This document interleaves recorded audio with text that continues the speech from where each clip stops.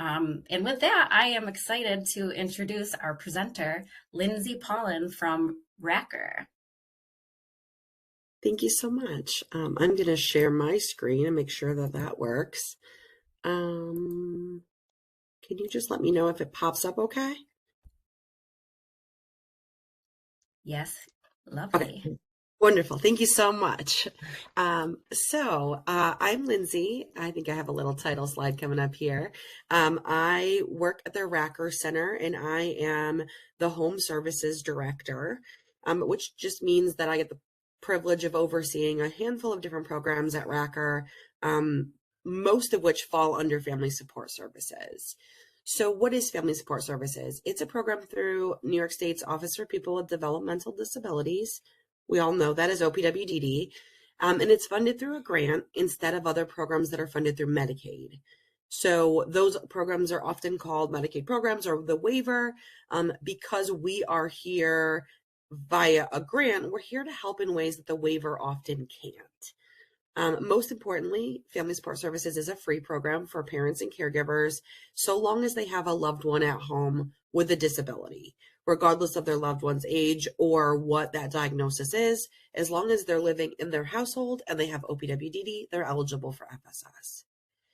Because it is Family Support Services, it's not going to be available to those who are living independently or in a group home or any sort of certified setting. I apologize in advance. I am recovering from being sick, so if I sound a little hoarse, that is why. I also have some water on standby just in case. But I do apologize for any coughing or anything like that. So in my role here at Racker, like I said, I'm the Home Service Director. I also do Service Access Coordination, and I am also a Housing Navigator for Racker's newest apartment project in Ithaca, New York. But generally, my programs that I help with cover about 9 counties in New York State. The information that I'm going to share today is not necessarily exclusive to Racker, but just know that Racker serves those, in funding's case, 7 counties. The rules that we have to follow are the same rules that any provider has to follow. So even if you're not in my general area or you never plan to use Racker services, this information crosses the entire state. So regardless of what provider you go to, we're here to help share that information so that families can access that funding regardless of what provider they're going to go with. So for today's agenda, the goal is to share a little bit more about family reimbursement funds, what it is and who can use it. Talk a little bit about how to complete an application. Like I said, that's going to be the same for everyone in the state. And then a little bit about how requests are reviewed and what standard every provider is being held to for those. So, Family Reimbursement Fund, it's a grant that allows families to access up to $3,000 a year in qualifying reimbursements. It's available at FSS agencies across the state, and each agency may have its own rules about how to disperse that $3,000, but generally everyone is eligible for up to $3,000. So if you are working with an agency who maybe has a smaller contract and they're not able to give out $3,000 for every family, that doesn't mean you couldn't go to a secondary agency to tap into whatever is left of that money you haven't used. There's also an occasional option to exceed that $3,000 for something in the category of an emergency. Because emergency requests are incredibly individualized and unique, it's easier to just tell you in those cases, collaborate with the FSS provider that you're going to work with, because every emergency situation is going to have a whole slew of questions that you're going to have to answer in order to address all of the concerns that the state might have about that emergency request. And like I said before, in order to qualify, the person must simply have an eligibility through OPWDD and live at home with at least one non-paid parent or caregiver. It was the rule last year, if you sat in on the session, that anyone who uses CDPAP services was not eligible for FSS funding at all. That has recently changed, thankfully, and those who are using CDPAP services are now able to apply for funding for goods and services. They're not allowed to use it for respite, which we'll talk about in a little bit, but they are able to request different lessons, instructions, memberships, things like that, just not respite. So, and then I always like to reiterate all of this program that we're speaking about today, there's no age restriction. Sometimes I will use the term like kid or like person or loved one, but just know I'm talking about anybody. So it could be someone living at home who is 60, who's living with their sibling as their caregiver. So there is no age restriction. We often get stuck saying kids because in reality we serve a lot of kids, but we do have as young as 2 years old up to, I think my oldest is in their late 60s. So in the case of Racker, like I said, we serve specifically in Region 2, and that means that we serve Broome, Cortland, Shenango, Delaware, Otsego, Tioga, and Tompkins counties. We are very happy with our 7 right now. That's quite a bit of families. You're talking about a couple hundred applications a year. And there are other providers both in our area and outside of our area. So if you don't see your county on the list here, I encourage you to reach out to your care manager, or in certain situations, you could reach out to OPWDD directly and ask them who are the providers in your area. Like I said, certain providers just do a certain amount per family. Some providers only do respite. Some only do goods and services. So it's good to know what's available in your area so that you could tap into that full 3,000. So what can the money be used for? Each year, we generally think of it as breaking it down into 2 categories. There's the respite category, and then there's the goods and service category. The nice part is every single year, you get to decide how you want to use that money. It doesn't matter how you used it last year. It doesn't matter how you plan to use it in 2026. That $3,000 is yours, resetting on January 1st to use as you see fit for your family. So maybe last year was the last year your loved one could go to a specific camp because they were about to age out. You used all that money for camp. This year, choose a whole different way to use the 3,000. It helps us to help you, so we want you to tap into it in any way that it works. So let's talk a little bit more about those categories. The most common category we see is families using it for respite. Respite is when you're able to take that money, the 3,000, and help offset the cost of caregiving. It does require families who are on the waiver. Ooh, my PowerPoint just shut down. Give me one moment and I'll get that back up for us. That's not a good start to the day. I'm so sorry. Let's try that again. My computer's been angry lately. Okay, let me share my screen again. Gotta love technology, right? Yeah. Okay, can you see my screen again? Perfect. Thank you. Let's click right back to where we were. Thankfully, I can find us again. Okay. Take 2. Okay. So you can see my screen, right?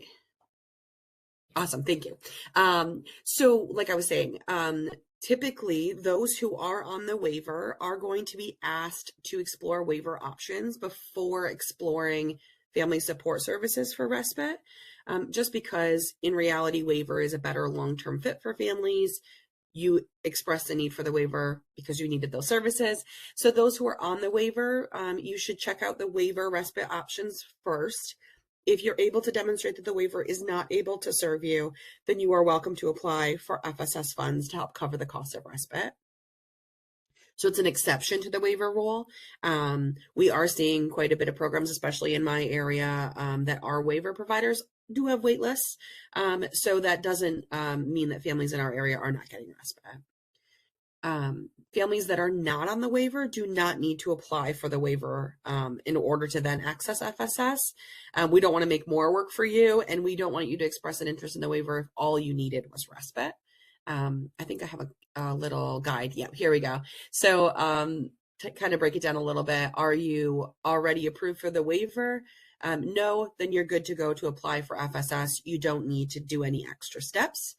If you are already approved for the waiver, yes, then you must try waiver respite and demonstrate that they can't serve you. Or you can try waiver respite. If they are able to serve you, you can still use that $3,000 for goods and services instead. So it doesn't mean that you can't access the money, you just can't use it for respite. It's important to note that when demonstrating that the waiver is not an option for your family, you do have to show that all waiver providers in your area are not an option, not just one. So for example, in Ithaca, there are 2 waiver providers, one of which is Racker, so it's easy to find out how their wait list is going. Just pop down the hall and ask. And the other one is Springbrook. So we would just need to confirm not only is Racker not serving right now, but Springbrook's also waitlisting, and then we're good to go, easy peasy. Some counties, there's only 1 provider, so it's quite short. Other counties may have, I think the most I've ever seen was like 3. So it's not too big of an undertaking to find out.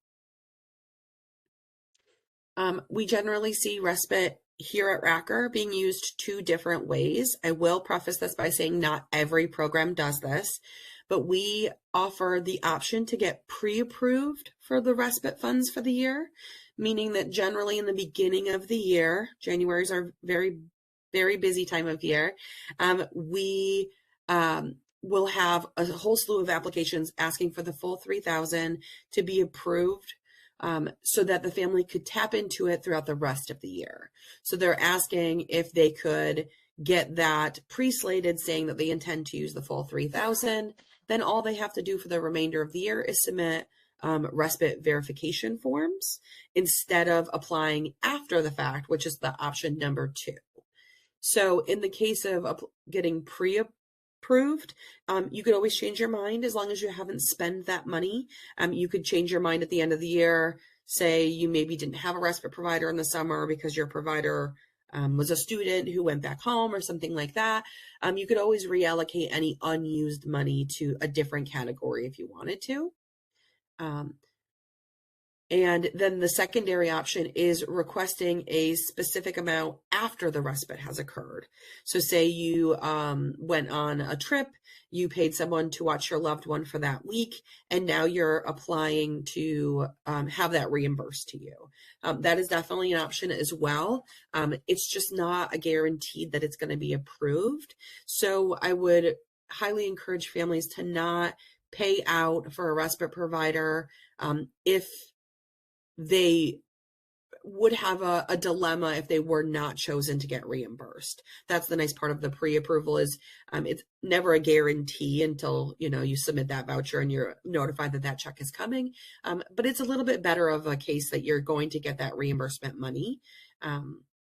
Where applying after the fact, if they found that it was not a good use of the program or something like that, you're going to be out that money. So there's pros and cons to both.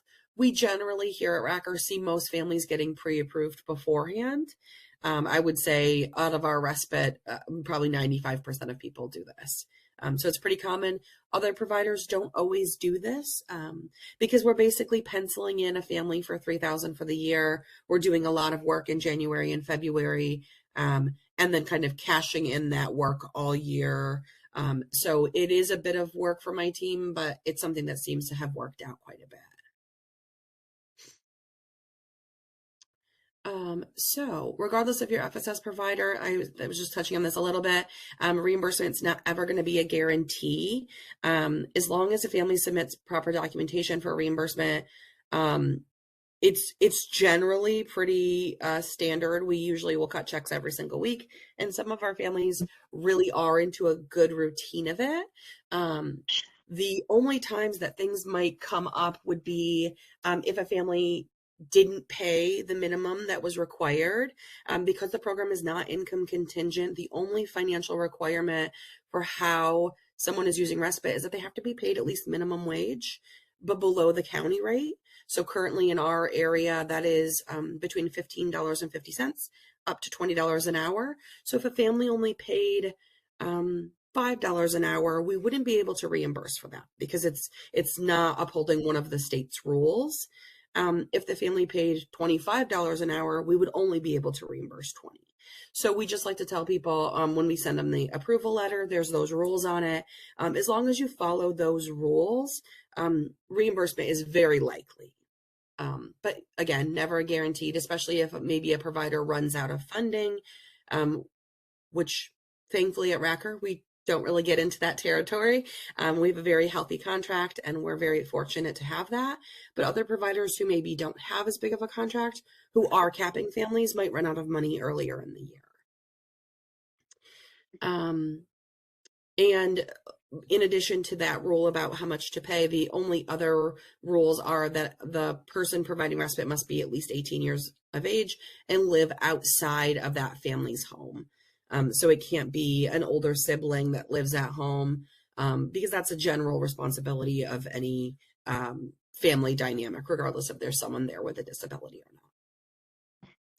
not. If a family has remaining funds and the provider for that county does run out, the family is welcome to go to another provider to get the rest of that $3,000 a year. And if there are no providers in your area with funding, which is incredibly, incredibly rare, you would actually be allowed to go outside of your service area.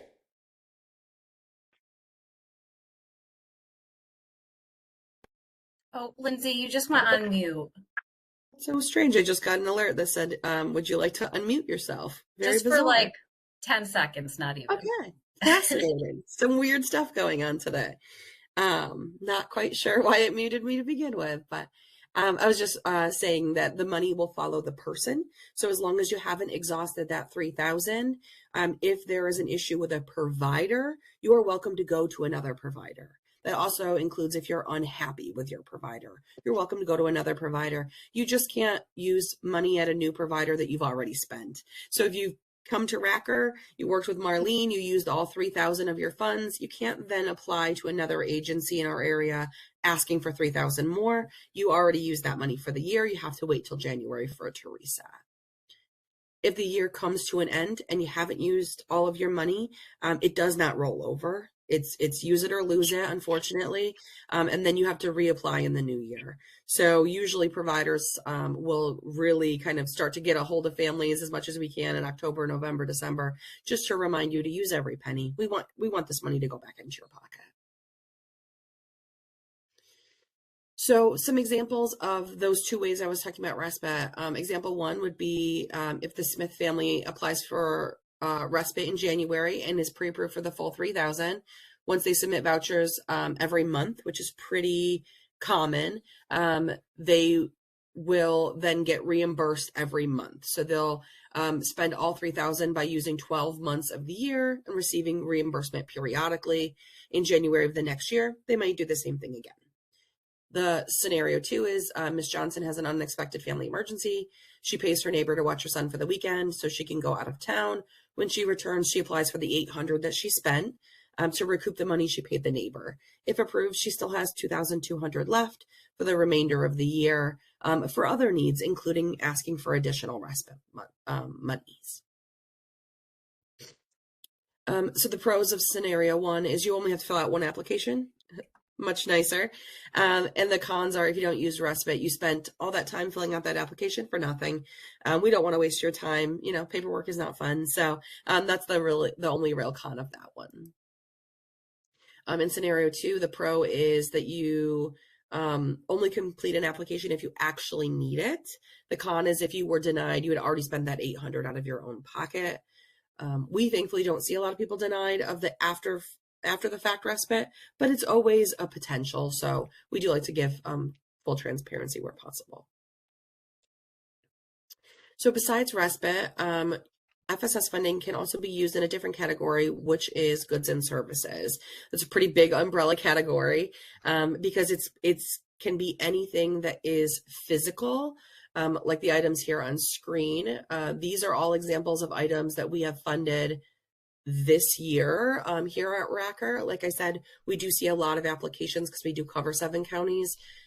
So most of the time, if someone has a request for an item, we've probably seen an application for it already. We don't see a lot of new things nowadays. We kind of run the gambit of them. So we are here to help pay for items and services that relate to the person's disability or diagnosis. Each request is unique, as the person is. And unfortunately, they cannot be based solely on economic hardship. It does have to relate to the person's intellectual or developmental need. Each request would need to be outlined in a a new application. So you can't fill out one application asking for 5 sensory items.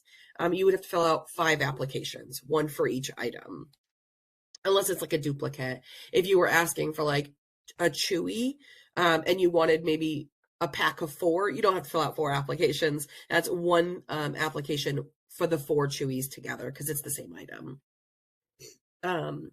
Some examples of goods that Racker has, that's 2024, but also for 2025, that we've had approvals on is things like yoga bows and bean bags, crash pads and cozy canoes.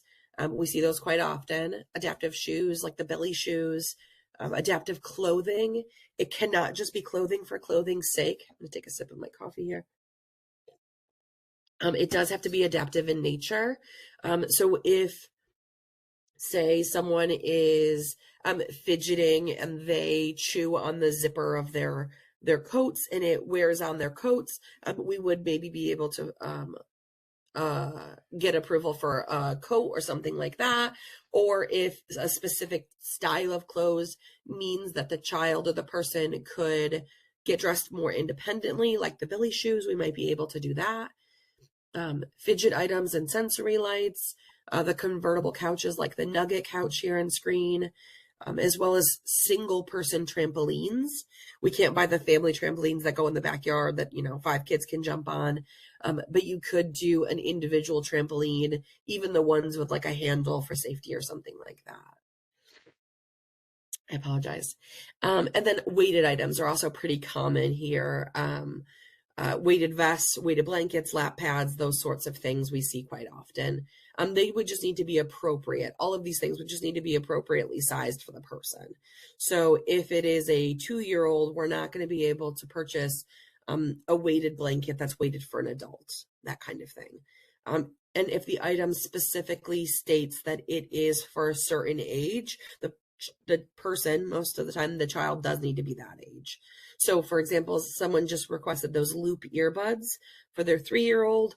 On the Loop website, those earbuds are marketed ages, I think, 7 and up. So we would not be able to request that because it is a safety concern. It's not meant for their age. To continue with that, under the goods and service category, it doesn't have to be a physical thing. It could also be a service, such as a class or a therapy, or any sort of skill building opportunity like that. I'm sorry, I'm getting feedback. Is that okay? Can you guys hear me all right? Okay.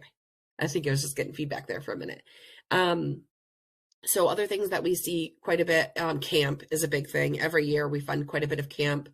It doesn't have to be camp in your home county. It just has to be in New York State, which is wonderful. We see a lot of dance classes, karate lessons, music lessons, art classes. Horseback riding has been incredibly popular this year. I can't even tell you how many horseback riding applications we've gotten. And our youngest that has been approved recently was 2 years old for adaptive horseback riding, which is very impressive. Swim classes is really important. That's a health and safety concern, especially with a lot of our folks who have a history of elopement, things like that. We don't want any child to be in a situation where they are near a body of water and elope and are a drowning risk. So swim lessons is very, very important to us. Gym memberships and things like that. We even recently had someone get approved for glass blowing, which was really cool. I was quite jealous. And we've had somebody get approved for a lightsaber karate class, which was really cool. So it's definitely getting expanded on, and we're seeing more and more classes. The only caveat to that is when someone calls a service they're offering a therapy, we would need to have a clinical justification and a proof of an insurance denial. So in the case of like horseback riding, if it's adaptive horseback riding, that's totally fine. We don't need those things. But if it's called equine therapy or hippotherapy, it would need to have a letter from your insurance company saying that they don't cover hippotherapy or equine therapy, and then some sort of reason that you sought that out, because hippotherapy is so much more than getting to go and be around the horses and pet them and feed them. It is a clinical service, so we need to know, did your general physician recommend it or something like In addition to our own successes, OPWDD does release a list of allowable and non-allowable items, which I'll show you. The yellow highlight I did not do. They release a new one every few months, and they highlight it in yellow what is new. So when you see this, just know that that the yellow isn't any more important than the non-highlighted areas. It's just newer. So this is an example of the allowable list. It is not by any means all-encompassing. What you really want to focus on, rather than what's allowed by the state, is what is not allowed, which I'll show you on the next slide. Because just because it's not on the allowable list doesn't mean that we couldn't make a good case for it. And I'll go over the review process after we look at these slides of how they're looking at these requests and who's looking at them. But basically, we would want to confirm it's not on the non-allowable side of the list, and then make a case for why it will help improve the quality of life for this person. So just some examples that I haven't already talked about. Things like museum memberships is a wonderful thing. Adaptive playing cards, dominoes, bingo. We see a lot of instrumental and music lessons. A lot of music therapy is pretty popular right now. And recently, well, somewhat recently, last June, they did add mattresses back onto the allowable list in certain situations, which was wonderful, because we know that that was something that families were quite upset about when the original guidance got rolled out by OPWDD. So the allowable list is always available on OPWDD's website, but they do release new ones periodically, so it's worth checking back into. Like I said, this list is subject to change, so it's good to check it as often as you can. I try to check it every day, to be honest. You would think we would know ahead of time if they launched on the website, but I just check it every day. So the more important part is the non-allowable list. This is the current non-allowable list. It's big. I'll give you fair warning. It's a pretty vast list, and it is basically things that they feel like are the average cost of any family, regardless of if they have a loved one with a disability. Something that does not meet like a standard of care. So things like luxury items, concert tickets, things like that are not allowable. It's not a good use of the grant money. And then anything that they consider to be real property. We were once told if you pick up a house and you shake it and anything that stays attached to the house is something that they would not cover. But we now know that that's not necessarily true, because in the case of emergencies, we have seen some exceptions being made.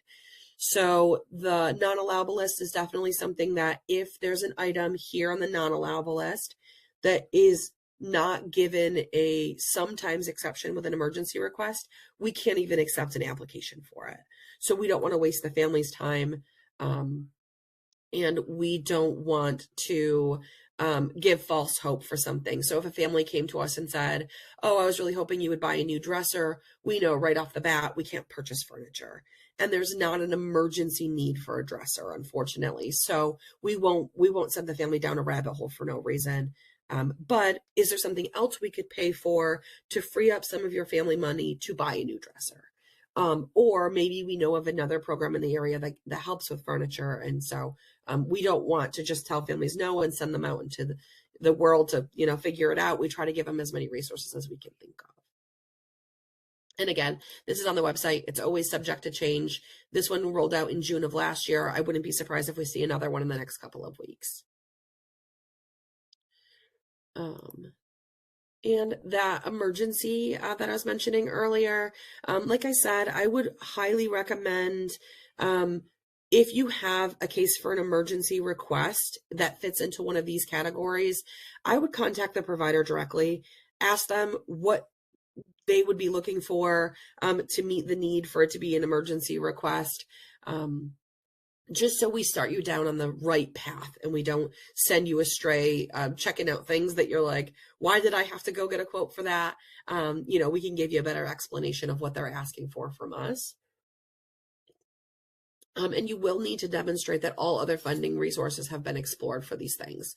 So say you got hit with that crazy nice egg bill we all got hit with recently, where everyone seemed like everybody under the sun had to triple the electric bill out here in my area, at least.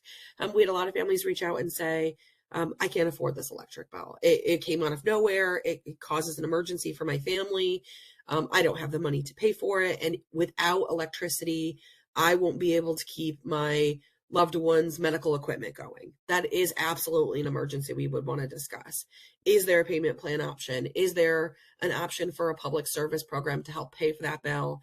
If we can check off all those boxes, you could absolutely request an emergency request for a back to utility bill then. So when in doubt, if you think you have an emergency request, I highly recommend reaching out to the provider in your area and just say, I think I have a request in this category. Could you help walk me through it? We'll walk you through it together so that you have the best possible chance of getting it approved. This does not count towards your $3,000. The request for the item that you have an emergency with does not need to be less than $3,000. We had the stars align with the particular family when this first came out, where they had a pretty substantial home repair that was an emergency that came to the tune of about $7,000 that was able to be approved. That's incredibly rare, but it was a huge celebration for us and the family. So it did not need to be less than that $3,000. This is also where we see a lot of folks come from self-direction, because we do see families in self-direction coming over to FSS to request funding. It's not impossible. It just would have to be something that self-direction doesn't cover. Not that you ran out of money in self-direction, but that self-direction would not ever cover this item or service or something like that. So we do see self-directed families coming over for emergency requests. Pretty much majority, emergency and camp seem to be our most common overlaps with self-direction. So that is also in the realm of possibility if you are a family that is self-directing. We just need proof that your budget's not able to support it. That's one of those funding sources that have been attempted. Yeah. Oh, I just see a question popping up. So when I say camp for self-direction, that one doesn't go into the emergency category. So you can use self-direction to request FSS funds in the case that self-direction won't cover those things. So there are certain times that there are camps that self-direction will not allow in the budget. So one of the rules for self-direction is that it has to be a service or a camp that is open to everybody.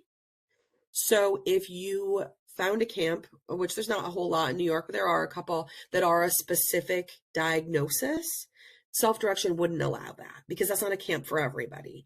FSS doesn't have that rule. So we do know of a camp that does specific programming for those with a Down syndrome diagnosis. Self-direction wouldn't allow that because it's an exclusive camp for one diagnosis. FSS doesn't have that rule. So we do see some families coming over and requesting FSS for camp in that case. Regardless of what you're applying for, the application is going to go through the same review process. It's going to go through the same review process whether you're at Racker or another provider. So I just want to kind of go over a brief timeline. We're almost to the end of my presentation, then I'll make sure I get all of the questions in the chat box because I see that little blue button popping up quite a bit, which is wonderful. So step one, regardless of who you're going to, we need an application. We need to know what we're working with. Each FSS request needs to be outlined on its own application. It's going to need its own specific justification or supporting documents, depending on what it is. A checklist of all those can be found on the second page of the application. So if you're ever in doubt, what am I supposed to send? It's right there in the application for you. You just check the boxes. And if you do have a care manager, the life plan also needs to be attached and outlining what the need for the request is. We generally see that in the About Me section or section, is it section 1? You'd think I'd know that off the top of my head. Just kind of giving us an overview.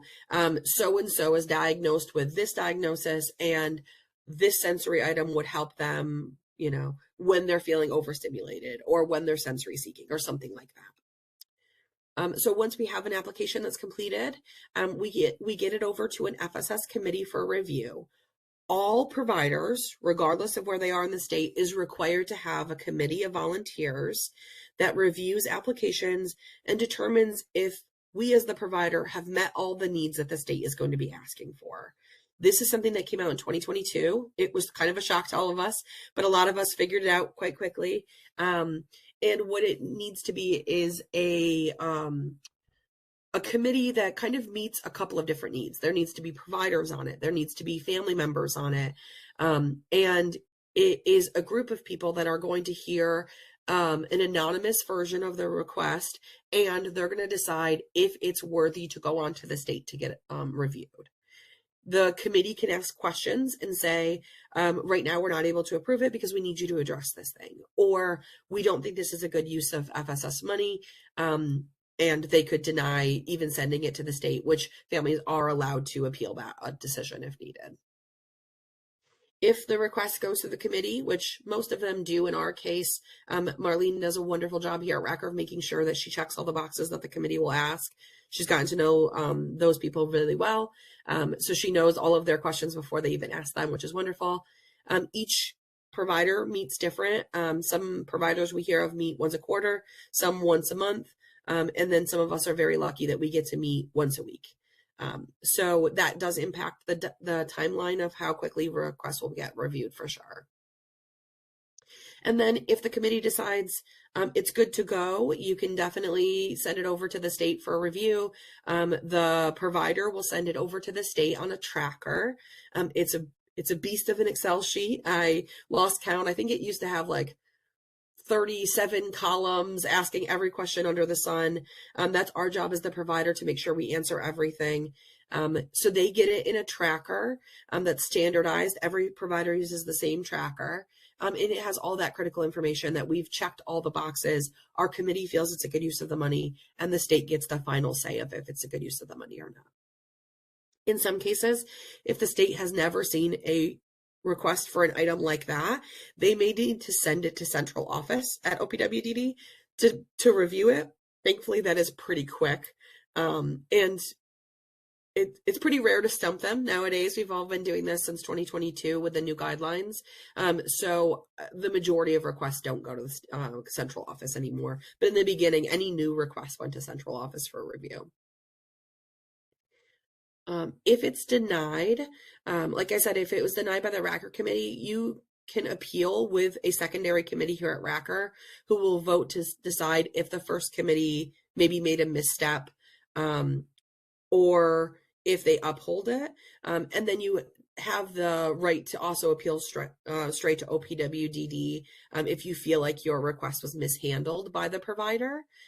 We are very fortunate. Since 2022, we have had one person appeal the denial from our internal committee, and they appealed that they felt like it wasn't fair that they weren't eligible for FSS. Sadly, that is something we can't get around. The state has decided who is eligible. In that case, they had decided that that person was not considered to be living at home. That is the only appeal we've ever had go through the process. Otherwise, the committee is as dedicated to getting your request in front of OPWDD as you are and as I am. If approved by the committee but denied by OPWDD, they will alert the family that they were denied, and they have the ability to appeal directly to OPWDD, whatever that reason for denial. They just have to address it. So say somebody requested an item that was for a sensory need, it gets all the way to the state, and the state says, that item is not going to meet that child's sensory need, we're denying it. The family has every right to address why they disagree with that to the state. And they'll say, I disagree. I think this item would help my child for these reasons. And they have, we have seen some of those denials get reversed, which is wonderful. So just know if you do get a denial, there are avenues to pursue to try to get things reversed. And like I said, when appealing a denial, you do have to address the concern. You can't just say, I don't want you to deny it. You have to say, I don't want you to deny it because of these reasons. Other agencies may have a different process for how they handle our internal committee. They are required to have an appeal process in some way, though. And then in the best case scenario, and in our favorite case scenario, a request is approved by the committee and OPWDD. Both the family and the care manager will be notified in writing and given next steps. If they're approved for respite, they're going to be given the verification voucher forms to fill out. If they're approved for a good or a service, if they've already submitted receipts, they're most of the time going to get that reimbursement already with their approval letter. That check is going to be making its way to them, or they'll be aware that they could submit that receipt at any time now, and we can give them that reimbursement. And I think that might be, oh, almost my last slide. Just to reiterate, those in self-direction are able to apply for FSS funding if their request is ineligible for self-direction. Having no funds allotted to that item or no funds remaining in the year is not justification enough. Self-directed requests are subjected to the same guidelines as traditional requests, and reimbursement is never a guarantee. Even if you put money in the FSS line of your budget, that does not mean it's reviewed any other way or gets any special instructions. To be honest, it's worth mentioning emergency requests also don't necessarily get any special review or it's hard to say about an expedited timeline because we get our requests back within 2-3 days, regardless if it's an emergency or not. So we are very fortunate in our area. Our regional reps are very fast. So an emergency request is reviewed very quickly, but a regular request is also reviewed very quickly. But yes, it doesn't get any special accommodations. It just has that extra making sure that self-direction and their budget is also addressed in the application. And that is the end. Let me